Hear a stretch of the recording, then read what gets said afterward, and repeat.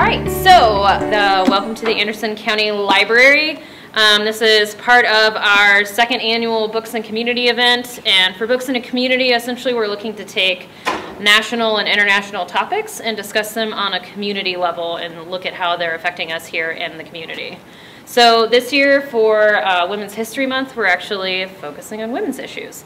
So this year our community read is going to be We Should All Be Feminists by Chimamanda Ngozi Adichie. Pretty sure I said it right. Which is also a TED Talk. So if for some reason you are here at the library but don't like to read books, you can find the link. It's about a 30-minute video. It's absolutely fantastic. The book is great.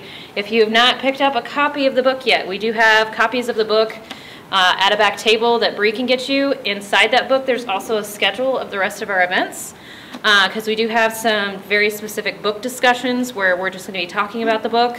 We also, coming up on next Monday, which I'm very excited about, have a program called Speed Mentoring. So it's going to kind of run a little bit like speed dating, except the idea of it is to introduce the community to some movers and shakers within the Anderson community, specifically women who are doing some pretty awesome stuff. So you can come in and meet all kinds of different women who have all kinds of different jobs and find out kind of what they've done to get to where they're at. We've got an industrial designer. We've got the ladies from another hole-in-the-wall tattoo shop. It's an all-women's tattoo parlor, which I think is pretty cool. We've got some of the local chefs are coming in. We've got business leaders. So our goal is to have people come in and see kind of the really cool things that women are doing, especially in male-dominated fields. And then our last major program, which I'm also excited about, is Megan Shepherd. She is the author of, her latest book is Grim Lovelies, which is a kind of historical fiction-y fantasy. It takes place in Paris. It's kind of a fairy tale retelling, but it's more focusing on all of the animals that have been turned human in fairy tales and what are their stories and what happens to them when they're facing maybe turning back into an animal. She's also got several other books. She's a New York Times bestselling author. One of our book clubs will also be discussing her book, The Madman's Daughter, which is a retelling of H.G. Wells' The Island of Dr. Moreau. I think I said the title right, maybe. So if you're interested in picking up a copy of The Madman's Daughter and having, or taking part in that book club, we also have copies for that. And after that, I'm going to hand it over to this wonderful panel who is here to discuss We Should All Be Feminists and how that's affected them. All right, let's dive right in. I'm Brandon Grace. I am a on-premise sales representative with Southern Glazers Wine and Spirits. And you might notice that there is something a little different about me from the rest of the panelists tonight. When my friend Annie Sutton called me and asked me to moderate this panel tonight, I said yes, because I'll do anything Annie tells me to do pretty much, because she always bails me out when I'm doing things at nonprofits and things like that. So I said yes, and then she said it's about feminism, and I went, oh, you know, maybe I'm not the right guy for this. And so I was coming to meet her the next day to get some materials from her, and I thought about it, and what I came to was I grew up in a family with a dad who was a football coach with all boys, all brothers, and I didn't know anything but that world. And then the good Lord blessed me with a passel of daughters. And I knew something was wrong when the eldest fell down and scraped her knee, and I yelled, "Get up, walk it off," and my wife hit me.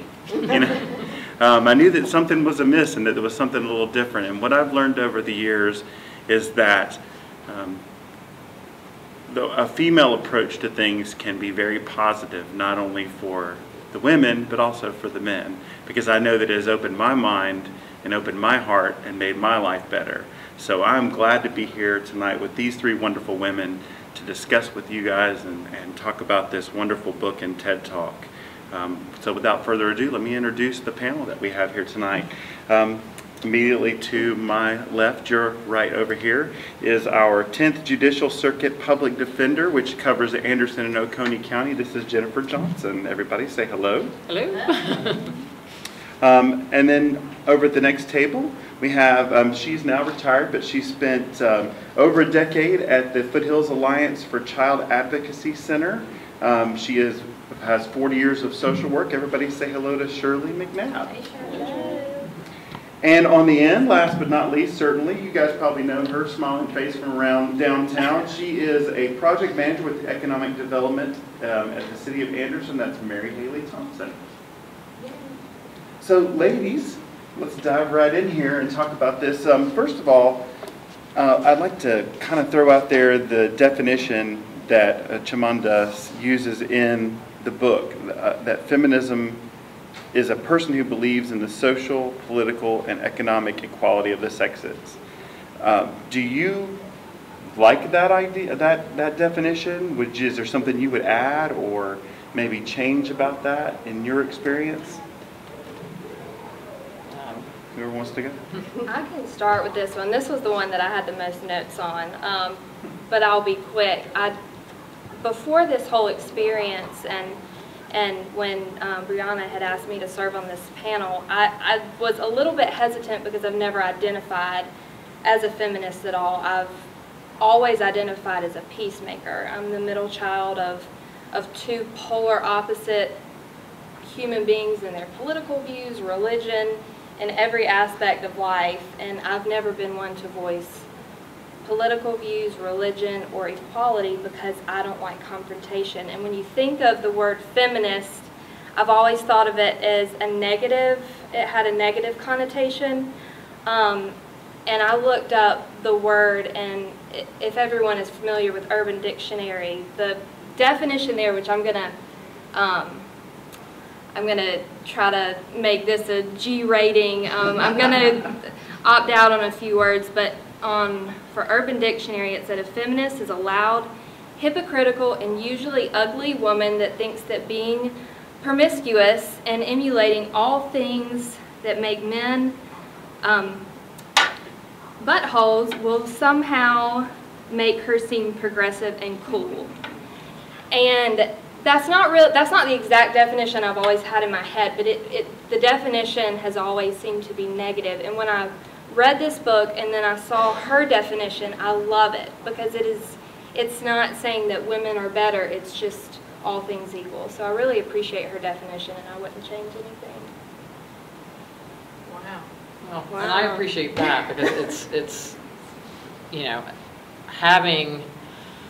I identify as a feminist, and I have for a long time. And I think part of that started, I went to the University of Wyoming for a summer in undergrad, and I took a women's studies class. And I remember the instructor writing on the board, we still had boards back in those days, the statement, "I am a feminist, but," you know, and so everyone in the class had to go and write down what their exception to feminism was. And honestly, I don't remember my response. I suspect it was something that probably narrowed it or made it seem less negative, or, you know, tried to get that connotation away from it, you know, that I'm a feminist, but I'm not, you know, over the top, or I'm not a feminazi, or, you know, something that does have that negative connotation. But it came around to the instructor, and she said, "I'm a feminist, but nothing." And I thought, wow, you know, I mean, it was probably the first time, I mean, I was 21 at the time, that I really thought about feminism and what that word meant, and you know, sort of our roles in society and our places in society. And it was an education for me across the board. But, you know, that one spark, I mean, that's something that was said, you know, 20 some odd years ago, still sticks with me, I think, says the impression that it left upon me. Well, I have to say that I am aghast at Urban Dictionary, so I guess I don't use it enough to know what Urban Dictionary really is. So that tells me something. So at this day and time, that would be out there is really just disheartening. So I will say that I guess if I had been defining myself, I would have said that I was a feminist from way back when. Coming of age in the late 60s, it was hard not to know what was going on around you. And coming from a very traditional family, and kind of living through all the social upheaval that was going on at that point in time. For me, it was more about who I was individually, rather than kind of defining as a feminist. So I'm still kind of taking that. So that's where I come from. As a juxtaposition, my graduation from high school presents were a Betty Crocker cookbook and a set of dishes. So there you go. That was what the expectation was of me at that point in time. And it just changed my life. So, but interesting that you commented that for you it wasn't so much defining yourself as a feminist as defining yourself as an individual outside of the culture that told women this is your role, outside of a gender role, I guess.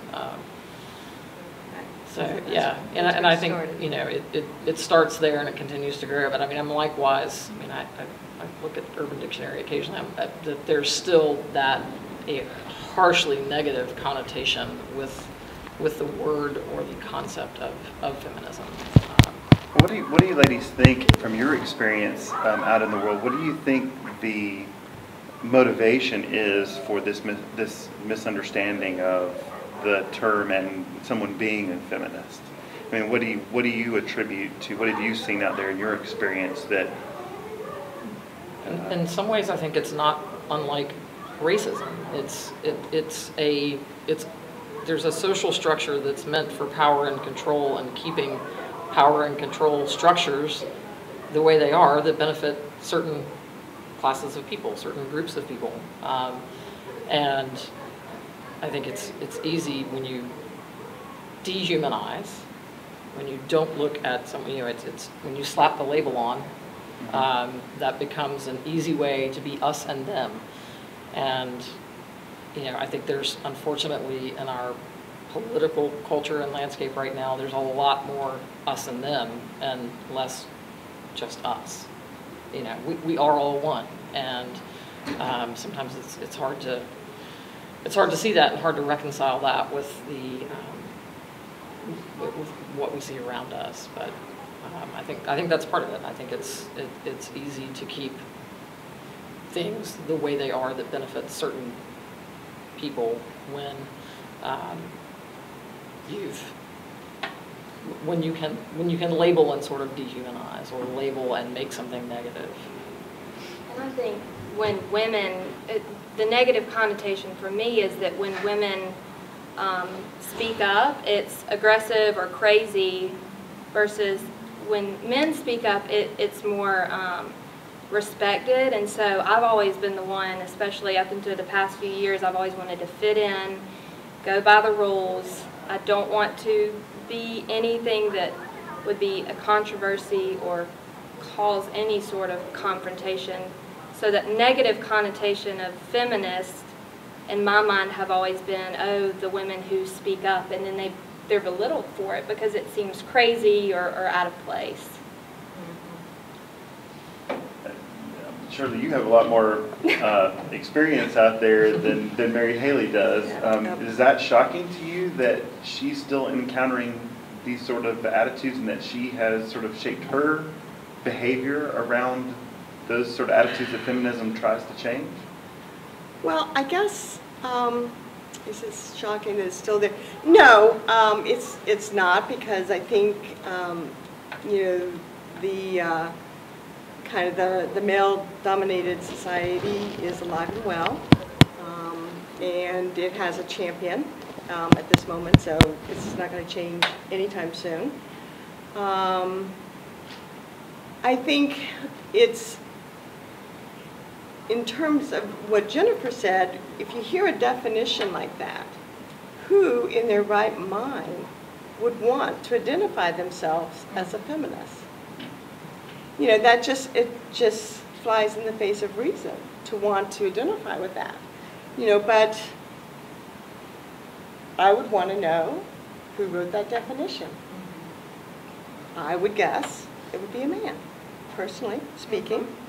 So, does it surprise me? No, unfortunately it doesn't. So, but I'm heartened, to have young people around me who are more assertive. So, I'm going off the questions a little bit, so I don't. In the book, the author talks about an experience she had where she was going to be classroom monitor. The person who got the best score on the test was going to be classroom monitor, and she was really excited to be that. And then the teacher said, "Oh no, it has to be a boy." Do any of you have an experience like that where you realized that there was a problem as far as how we treated genders within our culture as you were growing up or in your professional life that you can remember or relate? I don't have anything that's that stark where it's like, well, you can't do that thing because you're a woman. I don't know that I've ever had anything that was that direct. But it's subtle and it's every day. And, and this is not a comment on the people that I work with, but, I work in the judicial system, and it's run by largely white males. And it's not a culture that I am accepted into as easily as people who look like them, who are their ages. And again, please don't take this as a negative connotation on our judges. We have fabulous judges here in Anderson. It's just, again, it sort of goes back to that cultural, societal expectation, where is the woman's place? And, I'm proud to say when I look around courtrooms today that that there's probably a 50-50 mix of male and female attorneys. But where that gets flipped is when I don't do any civil work, but occasionally I'll have to sit through a hearing for some reason or another to get to a judge or something. When you start looking at who does the high-end civil work, you don't see as many women there. So in government positions where I operate, you see pretty equal representation, sometimes even more women, depending, like Department of Social Services, things like that. And I think a lot of that has to do with the culture of, I need this job that I can work 40 hours a week and I can go home and I can take care of my family. Versus I'm in a billable hours situation where I've got to bill 65 hours a week. It's not as conducive to traditional women's roles, particularly in the South. Well, I think I would say that I experienced that more as growing up and as a kid and as a teen than currently. I think that I'm a social worker by profession, and it's a female-dominated profession. So I think oftentimes professionally, I was in a pretty comfortable milieu. And on occasion, I think I was passed over at least once or twice, for a certain position because a male was going to take it. But I never really found that kind of harshness, that blatant in my professional life, I don't think. But I think it's out there. I don't know, how about you, Mary? Yeah, like Jennifer said, there was no really scarring experience like she had. There have been a few times where I know that confrontations in my job probably wouldn't have happened if I weren't a female, because they feel like they have a little bit more power to kind of, run all over the situation or whatever, and I'm not going to bring up those, but I do want to bring up a recurring instance that happens almost every day. I sit not in the front desk office. When you enter into the city offices, I'm around back, and when I'm meeting someone for the first time, they walk in and I come around the corner and the sun's gleaming in so they can barely see me, but as I walk around, almost every single time it's somebody I haven't met, they kind of look at me kind of like, really? It's just this immediate look that they might not say anything, but I know, I can feel they're a little bit confused, and I don't know if it's a gender or that I'm young, but it's almost like am I really going to talk to her about incentives and infrastructure and tax credits? And so I feel like whenever we sit down in the conference room, I immediately have to prove myself by, you know, voicing my knowledge in some way where I don't think a man would feel like he would have to do that. But that's just kind of a recurring thing, like Jennifer says. It's probably never going to go away, and it might just be in my head, but I know it probably catches people off guard when they see me for the first time, and I'm a female, and so. Well, I think to get to the idea of what we are entitled to, I think it's a different mindset. I read, so I've had my current position a little over 2 years now, and I actually ran against the person who held the job before me. So it's a 4-year appointed term. I was working in the office. I ran against this person and won, and I had no idea of doing that. There was a lot of political backstory there, but I read Sheryl Sandberg's Lean In shortly before the deadline to apply for this job. And I just remember reading, it's like, men would never question whether they're entitled to seek an opportunity. Women wait to be invited to seek an opportunity. They wait for the invitation to come and say, it's okay for you to apply for this job that you're really well qualified to do, but because nobody has said to you, you should do this, it's like it doesn't, and I think that's part of what I'm curious, how do we change that? Because it's naturally, no one ever said, Jennifer, you can't apply for this. You're not qualified, whatever. But it was that it took me reading someone else's words to have the moment of, oh yeah, I don't have to wait for an invitation from a man to do this thing that is important to me. I've been a public defender for more than 20 years. I am passionate about my work. I am passionate about the people, the community that we serve. And, to think that I was ready to give that up and leave that because, I hadn't received my invitation. So I took my invitation. I took the opportunity, and here I am, and I'm very happy to be here. Do you ladies have thoughts on why men and our culture as a whole continue to, what do you think motivates? Do you think they're just culturalized into this sort of setting, or is there where, like you talked about the judicial system, so where so many judges are older gentlemen, is it just that they grew up in a time where things were different and they're just perpetuating it, or have you seen other reasons and other motivations out there that continue to perpetuate this system? I think some of it's a structural issue, and specifically to judges. So how judges are elected in South Carolina is that you are elected by the legislature. Well, a lot of them have actually been in the legislature. We don't, so part of it is we don't have a large feminine presence, or at least we haven't historically, in the legislature, and that's who elects judges. And so it's, when you're in the legislature, you get to know the people who are going to give you the job.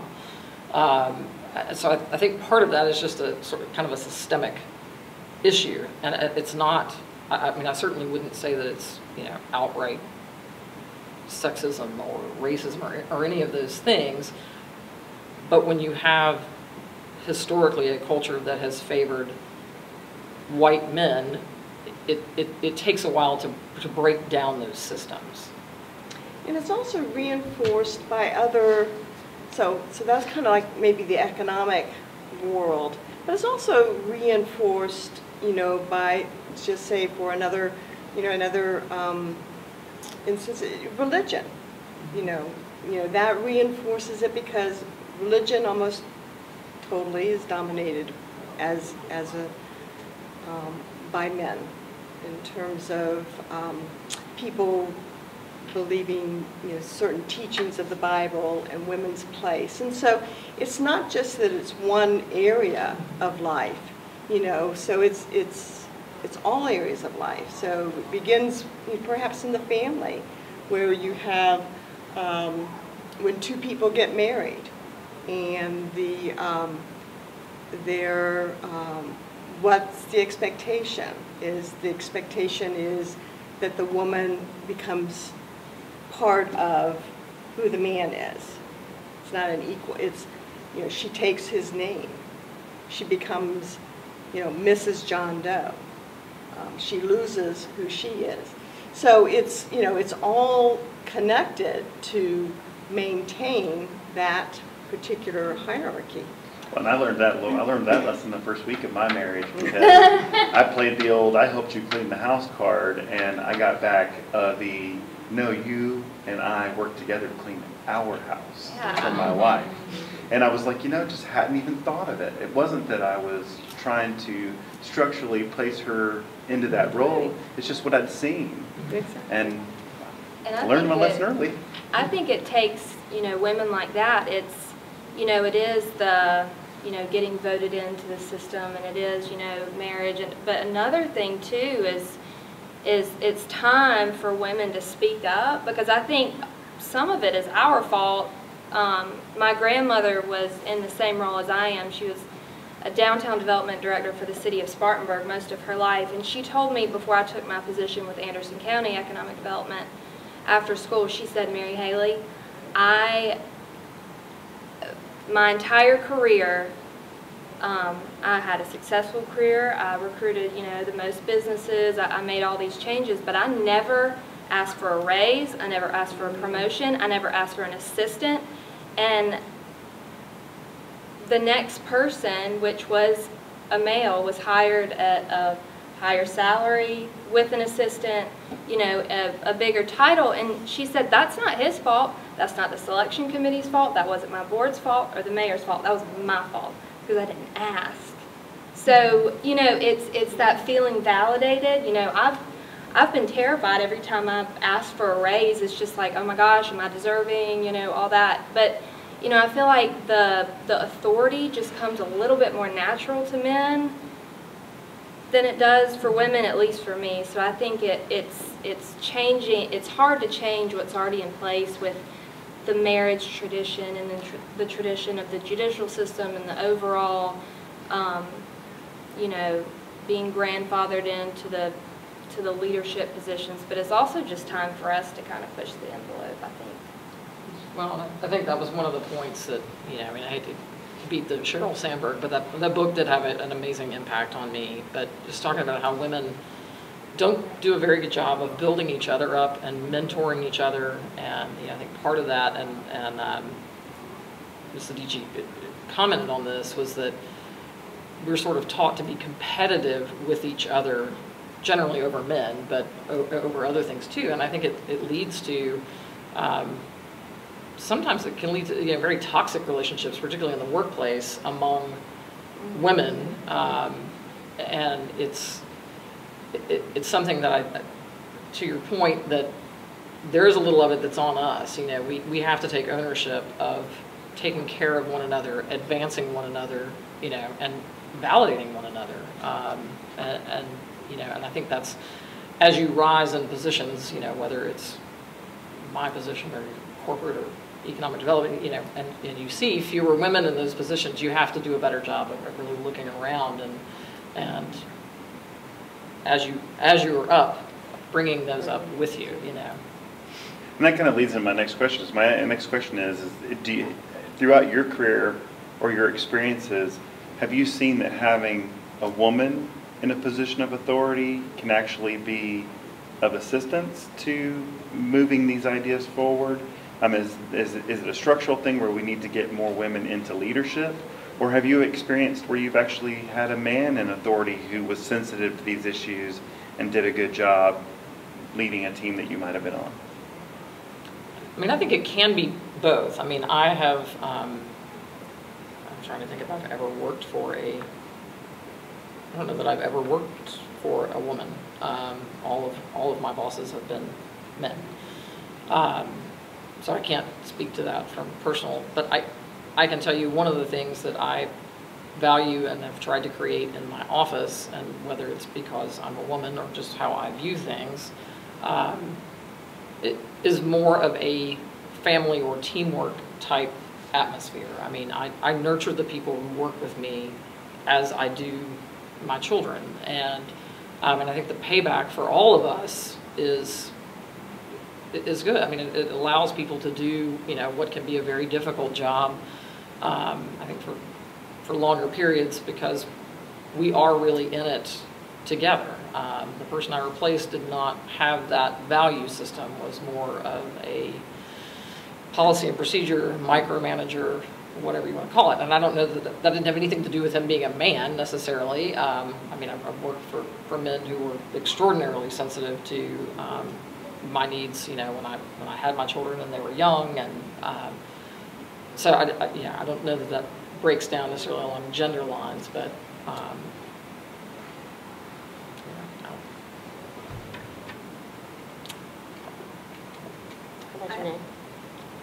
For me, in the working with females, which I love, Economic Development, City of Anderson is a office of 4 women, which I love. But I will say I've worked with a lot of different, you know, men and women, and I will say overall, I love working with women, but to her point, and I forgot who said it, but we do compete with each other. And it's kind of weird because I don't really try to compete with male leaders, but it's weird. It's like this female leadership is like you know, I don't really know what it is. It's not, she referenced in the book that women compete with each other for the men, but I think in leadership roles too, we have to feel like we have to climb to the top, at least of the female group, to prove ourselves. But I've never felt that with men, and maybe it's because I don't know that that's possible to ever, you know. Is that a supply and demand issue? Is that a structural issue because there's less opportunities for women? That women are sort of forced into a more competitive stance because there's less opportunity out there? Yeah, I do think that that's changing, but probably I think that a lot of the high-profile, you know, elected, you know, officials and all that stuff, it is mostly men, and the few spots for women right now, you know, at least might make it a more competitive field. It also has to do with kind of like power positions, what's out there in terms of who's on top. As you asked that question, I was thinking back on my careers, and interestingly, a female-dominated profession, but I can only think of one time that I worked for a woman. So, you know, so that whoever was at the top, you know, tended still to be men. That speaks volumes. Yeah. It does. It does. And so in social work is typically, I mean, and this may be me again making a lot of assumptions, but typically that is an area where people are sort of clued into these issues and even have some training on dealing with issues as far as gender is concerned. Yes. But so what you're describing is that the structural system there was still a barrier. It was. I remember very clearly. I was in an agency in New York City, and a supervisory position came up. I was very well qualified for it. My supervisor was a man, and he was doing the hiring, and he hired a man who was not as qualified as I was. And I asked him about it point blank, and he just said, well, he said, I just thought a man needed to be in this position. So. So that's like the classroom monitor thing. Just Yeah. supposed to be a boy in the position. Just had to be, yeah. Wow. So, Shirley, I want to direct this to you. Would you say that things have improved over your career and that you saw lots of change, or do you think it's just sort of been like the furniture's been rearranged a little bit? Gee, that's a good question. I think things are improving. I do. And I think that the 2018 elections really demonstrated that, quite frankly, on a big picture scale. So I think things are changing. It's not fast enough for me, but I do think things are changing. Yeah. Just takes a little patience, I guess, right? Yeah, patience. Yeah. Was it Dr. King says the arc of justice bends, or It's the arc long, of but history bends toward It justice? bends toward justice, Yeah, yes. I have to remind myself of that when I'm watching the news sometimes. So one of the things that the author talks about in the book quite a bit is how feminism can also benefit men. I certainly understand that, but I thought maybe you guys might have a story where in your work you think what a woman uniquely brought to the situation might have added and given benefit to the men as well that you worked with. If you had any experiences like that in your life that you'd like to share. Well, actually, I would like to take it in a slightly different direction first, because I think that where men benefit from feminism is that the burden of caring for the world, so to speak, doesn't have to be on their shoulders. So my positioning myself after high school was that I would be able to take care of myself. I'd be able to take care of myself and maybe a family. I would be able to earn money. I would be able to do that. I wouldn't be dependent on making sure I found the right person who could take care of me, and therefore. And so I think that it's a terrible burden to put on men, that everything's it has to be on their shoulders, you know. And if they lost their job, you know, their family falls apart because they don't have their income. I mean, I don't know what a burden that might be. I can't imagine what that feels like as a man. Well, and I imagine traditional masculinity roles are probably every bit as caging as traditional gender roles for women. I mean, it puts too narrow a box on everyone. And you know, to your point about your wife saying this is our work and our house, but that's it. I mean, it is our work, our jobs, our homes, you know, that require cooperation. And you know, I think that getting out of the stereotypical roles helps. It helps everybody. You know. Yeah, I'm glad you took it in that direction, because being 28 and single, I say this, you know, all the time, that I want to take care of myself first, so it's not all on him. I mean, the pressure of guys to pay for every day, you know, pay for all the bills, take care of you, take care of your feelings, make sure you're feeling okay, make sure you're taken care of, make sure you're paid for, everything. That is a lot of pressure, and I wouldn't want to be in that position. And I always try to, you know, change the roles too, to make them feel like it isn't on them, but it is really hard for them to break that because they were raised like that. Like, no, you take care of the woman, and you get the job, and you work late hours, you take care of the family. So it is just as bad. I struggle. I have a daughter who is ignoring me here. You know, but I think, I mean, I remember when I got, so I'm from Spartanburg originally, and you know, was there, but when my husband and I got engaged, I remember him, you know, asking my dad's permission, you know, and he made a production out of it. It's actually, you know, a very sweet story.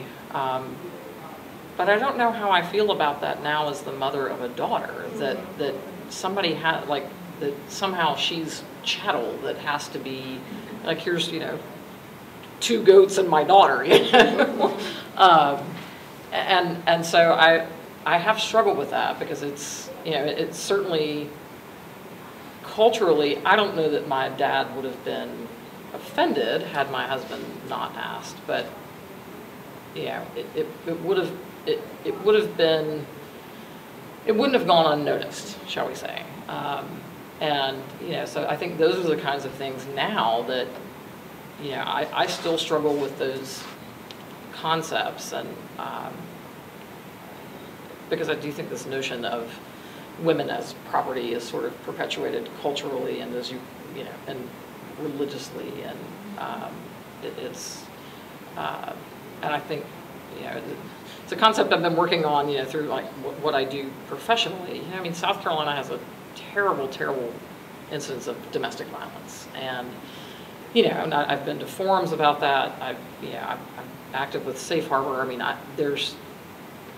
but why? Kind of is the question to me. I mean, you know, it goes back to that fundamental. Why does this happen? And I think it's a relational problem on the man-woman level, but it's a bigger cultural problem, I think, that allows the culture that, you know, I can dominate you, I can use my power over you. I mean, it's not just physical, it's that it's a power structure that is kind of ingrained in the culture, and I think it just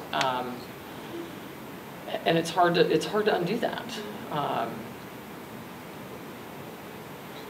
That is, I mean, that's one of the things that she talks about in the book, is that culture doesn't make people, we make culture. And in a lot of ways, these things are such an ingrained part of our culture that it's hard to sort of break them down and come up with something new. What are some of the ways, obviously, we've tried to address this over the last, you know, half century or so through public policy. Well, I mean, almost a century now, going back to when, because we're almost on the 100th anniversary of women being allowed to vote, which most people act like that's ancient history, and until very recently, there were women alive who could remember that. You know, so what are some like policy or public ways that you guys have seen that we might be able to sort of start taking down this structure, that'll start helping to guide this culture in the right way? I mean, as an example, we just had a few years ago, we had the Lilly Ledbetter law. You know, things like that. Is that the way to go, or are we at the point now where it's much more personal, much more cultural than that? I think it's both. I don't give up hope on legislation to even the playing field, but I think once the playing field is even, that's where the role on a personal level comes in for us to have these kinds of conversations. It's disturbing to me in some way how we've lost the ability to communicate civilly with one another about difficult topics. You know, we want everything boiled down to 140 characters. We want to, you know, we want to solve foreign policy in a headline, and you simply can't. And so I mean, I think that there's real value in having these kinds of discussions, but you know, doing it with your neighbors and friends, and you know, digging deep, you know, and what is it? I mean, you're parenting children. What do you want to teach them? What skills and life lessons? Because I think that's how it eventually gets better. It's the kids, you know. It's but I have concerns there too. You know, one of the things I was thinking about when preparing for this was, you know, I've always been a working mom. I mean, like, you know, I've never not. I took, you know, minimum time off when they were born, and so, you know, PTA meetings at school. Guess when those are? They're during school. You know, I mean, they're designed for the stay-at-home moms, and I very much felt that mommy war thing where it's like, the expectation is here, and so I mean, I can tell you, for the first few years of their lives, I killed myself. I mean, I remember being up like 1 o'clock in the morning, making homemade cupcakes to send in to school for someone's birthday, and thinking, I'm only going to get 5 hours sleep because I'm making cupcakes. And guess what? You know, 5-year-olds don't care if they're homemade or not. Yeah. But it's that thing. It's like, who am I trying to impress here? It wasn't my child. My child didn't care if I bought them from Publix. You know, it's that sort of sense of guilt and responsibility to, like, okay, I have to show that I'm working, but I'm still momming too, you know. Yeah. To your question. Two things as far as policy. You know, I don't know the specific regulations, but you know, in government and other large corporations, you have to hire a certain percentage of, you know, blacks, whites, males, females. So I think that kind of helps. It's unfortunate that it can't just happen naturally. There are those restrictions.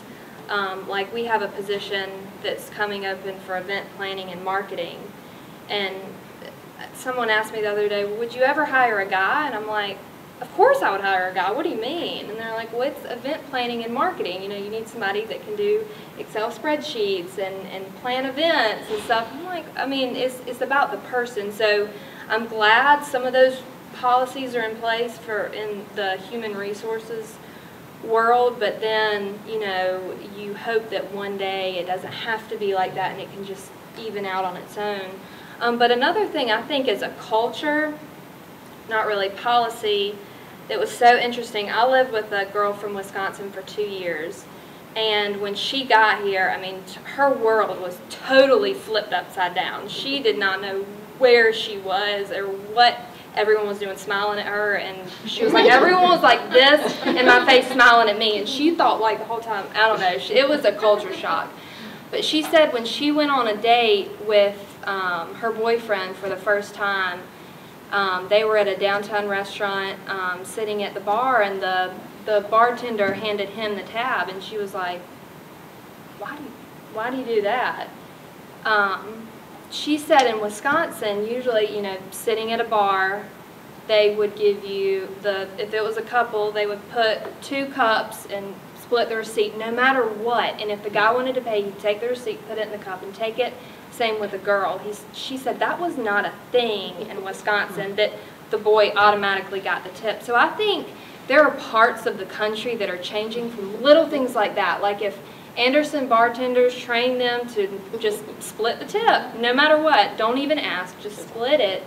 It could be this kind of, you know, big change long term that, you know, it's not always expected. So I think little things like that are doable and tangible, like training, you know, wait staff, you know, at Groucho's, like, don't ever give the man the tip. Don't just assume. You mean the bill? Yes, the bill. So little things like that, I think, would help.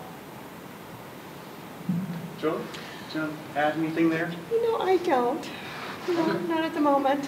Well, so you brought up, so one of the things that structurally is a problem in our society, I think, stems from the biological differences between men and women. And you brought that up as a mom, that you have a different set of challenges than your fellow male employees. Right. Is there some way that we could make it easier for women to advance, to do better by, you know, changing those things up? I mean, is that one of the things that's a really big, you know, obstacle to having this change? I think it is. I mean, I think you look at cultures, I'm thinking, you know, largely Scandinavian, where there is extensive maternal and paternal leave. And it leads to a more egalitarian society, where the advancement opportunities are more similar because no one is penalized for having been out of the workplace too long or those sorts of things. Am I hopeful that we'll ever see anything like that here? Not really, to be perfectly honest. You know, that sounds rather utopian to me, but you talked about the PTO meetings and stuff like that. Are there other things that women deal with because of their difference, because of gender, that they deal with that, like, I wouldn't be aware of, that we need to start being more sensitive to? I mean, I think there's just sort of the presumption, unless you're the person like your wife and like myself, where you say, you know, okay, I'm not going to make every doctor appointment, every dentist appointment. I'm not going to be the person, you know, we're going to divide that up. And it, you know, but that doesn't happen a lot. It's like I look around, you know, the school when I go visit, and it's, you know, the same group of moms who are there, and, you know, I'm like, do my kids think less of me because I'm not one of those moms? I'm not, I'm not there being the teacher's assistant or what have you. I mean, I hope not. I hope that, though they're not listening to me, that by my example, that, they will know that they each can do anything that they want to do, professionally and family-wise. And hopefully that's an empowering thing. But just to the structures, I mean, I think leave is a big deal. But just being aware, I mean, when you schedule things that are only in certain times when certain people can be there, it drives the participation that you get. Anything to add, ladies? One of the other things they talked about. Now, one of the things I noticed about the talk was a lot of the examples and things that the author talked about were in Nigeria, which seems like they might be a little bit behind us as far as, especially with the guy at the tip and when they park the car and things like that. It seems like it's not quite that bad in America, but she said that her friend made that same mistake. Am I making an assumption by thinking that the situation she talks about in Nigeria are at least a few decades behind where we are in the United States, or are we? I don't know. I mean, both of her parents were professionals. Isn't that right? I think they said her father professor and mom an administrator. So I've forgotten their roles, but I mean, I think she grew up in a two-parent working household, and she referenced the.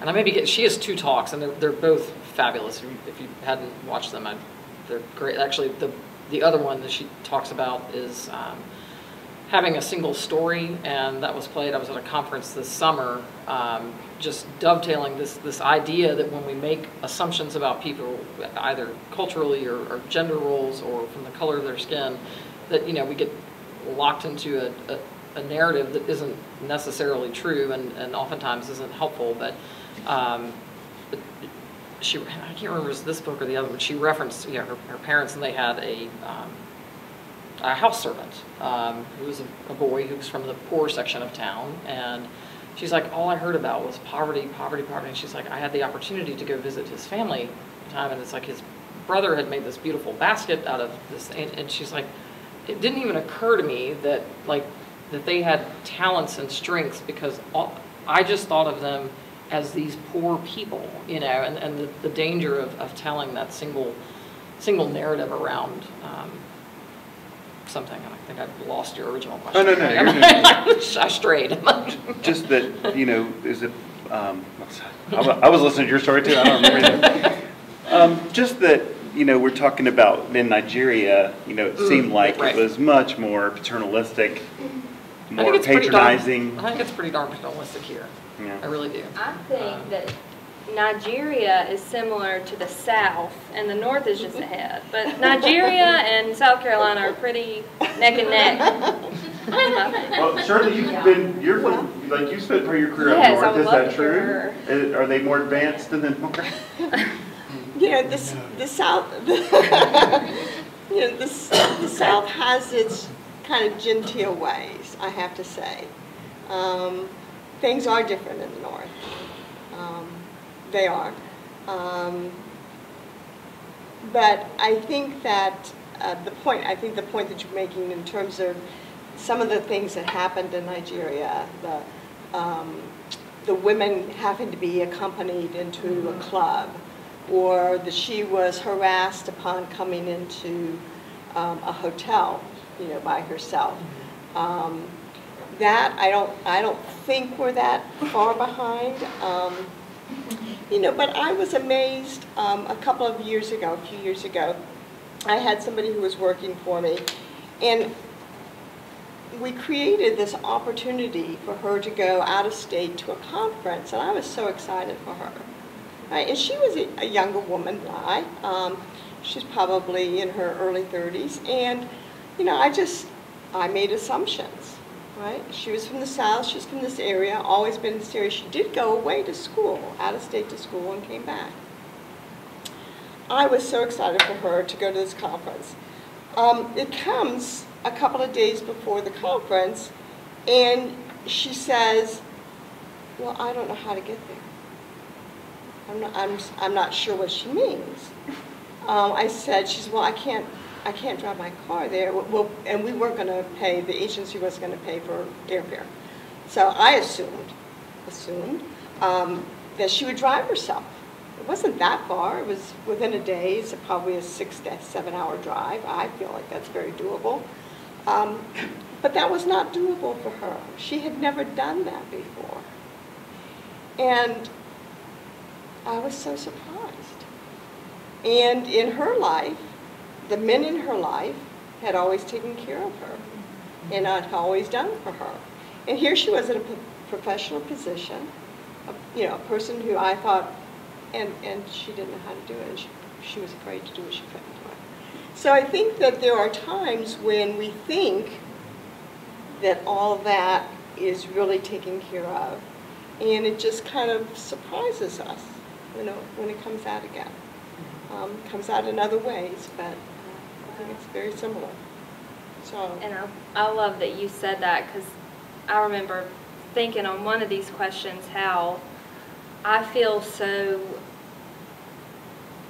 helpless sometimes because, my brother, we have the same parents, but he knows how to change a tire and work a drill and do all these things.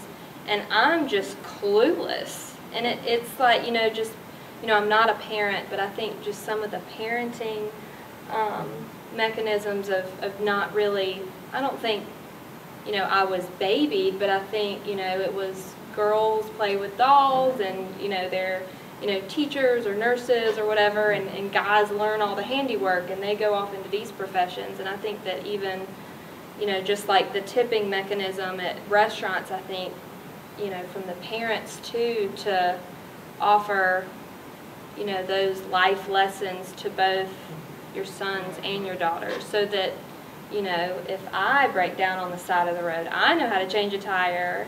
I don't have to rely on AAA, because that's scary too, and a lot of guys would know how to do that. But that's crazy that she.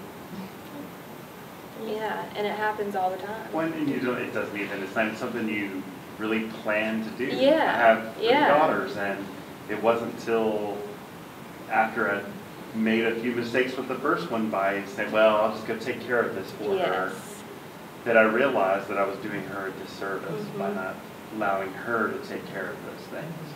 So, the baby gets all the advantages because she gets, that experience of going, I don't need to take care of this for her. She needs to go and take care of that. So it's not even something that's even, that I'm thinking about gender and specifically. Right. It's just something that we make this sort of culturalized mistake of pushing. So I don't know how you turn those things around, but it starts with, actually experiencing and. Right. And I think it goes back to the whole, it's generational, it's teaching, and, my father, maybe he was ahead of his time, but he insisted that I know how to change my own oil. Made me get under the car and change it, made me learn how to change a tire, and I never got from my family the idea that there were things that I couldn't do because of my gender. And so, from that sense, I really did have a leg up on a lot of folks, because my dad wanted to make sure, in his world, it was like, he's like, I want to make sure if you go to get your oil change and they crawl up under the trunk that there's a problem, I think we should add another event next week where Jennifer shows me how to change my oil, because I don't know how to do it. I haven't done it in a very long time. So if someone was to come to you, I love this idea of the speed mentoring you guys have coming up. It's really, really cool idea. But I'm going to throw that question to you ladies right now. Somebody who's entering the workforce today, maybe just a recent college graduate, comes to you asking for advice about what they should do. What would you tell them as far as feminism and men and women in the workplace are concerned? Speak up. You were about to say something. No, go ahead. Speak up, be confident. I think women just naturally even, kind of shrink themselves. I've even heard that, women in a job interview, instead of hiding their purse, should put the purse on the table to declare dominance, which is kind of crazy. I usually just put my purse on the floor, but, don't shrink yourself, stand tall, be confident, have confidence in your voice, ask for a raise or a promotion when you feel that you're deserving, not from being a male or female, but from your worth. Just don't be afraid to speak up. Just like my grandma tried to say. Very well said. Yeah. No, I mean, I agree with all that. I would add, be kind. Like, just be kind. To your coworkers, to your bosses, to the people you interact with, just be kind. It goes a long way.